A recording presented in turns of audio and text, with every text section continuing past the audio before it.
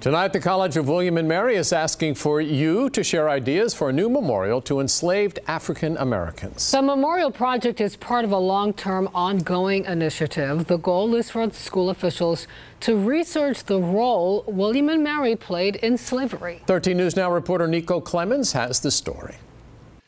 For a long time, that history has been hidden. Some say history should be left in the past. The College of William and Mary would disagree. Because we need to recognize those people who really helped to build William and Mary. The college is trying to understand its history. Campus leaders are calling for ideas for a memorial to African Americans enslaved by the college hundreds of years ago. We want this to be an inclusive process. Jody Allen is the director of the Lemon Project. The project, established in 2009, is part of an ongoing initiative at William and Mary to research its involvement in slavery. And if it had not been for the enslaved people who were here every day cooking, cleaning, they made their lives possible. In 2007, the Student Assembly passed a resolution calling for the college to research its history, make it public, and then build a memorial. You can't really forget about things that have happened in the past, and I think having a competition to come up with the best idea to memorialize these people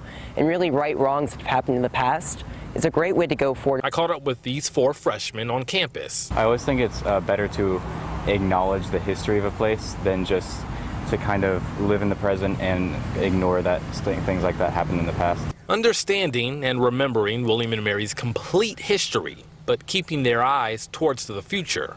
At the College of William and Mary, I'm Nico Clemens, 13 News Now.